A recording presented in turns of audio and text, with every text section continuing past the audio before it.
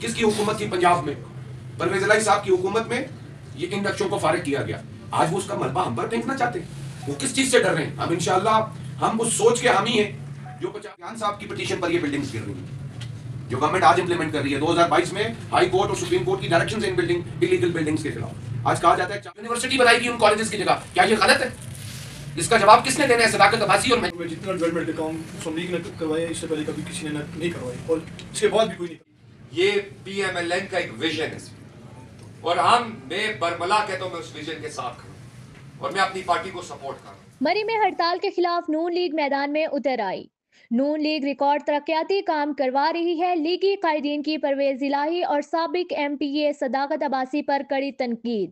سفیان عباسی کی ہٹیشن پر آپریشن ہو رہا ہے اور احتجاج میں بھی سب سے آگے ہیں. 16 کا ٹولہ مری کا امن تباہ کر رہے ہیں.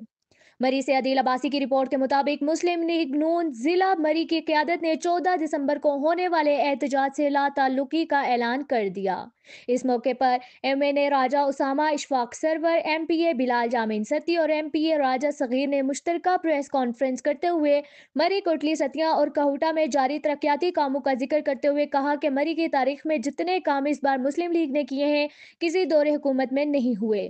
اس کے علاوہ ہر یونین کونسل میں 13 کروڑ کی رقم روڈز کے لیے لگائی جا رہی ہے جو کہ ہسپتال، پانی اور دوسرے میگا پروجیکٹس کے علاوہ ہیں.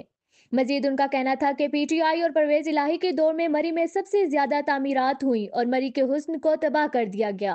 میاں نواز شریف نے کبھی بھی مری میں غیر قانونی تعمیرات کی اجازت نہیں دی لیکن جیسے ان کی حکومت ختم ہوئی تعمیرات شروع ہو گئی اور پی ٹی آئی کی حکومت میں 3 بار بائی لاز تبدیل ہوئے. ان کا کہنا تھا کہ 16 کا ٹولہ اکٹھا ہو کر مری کے امن کو برباد کر رہا ہے. یہ جس پٹیشن پر عمل درآمد ہو رہا ہے اس کو سفیان عباسی نے دائر کیا تھا لیکن اب وہ احتجاج میں سب سے آگے نظر آتے ہیں.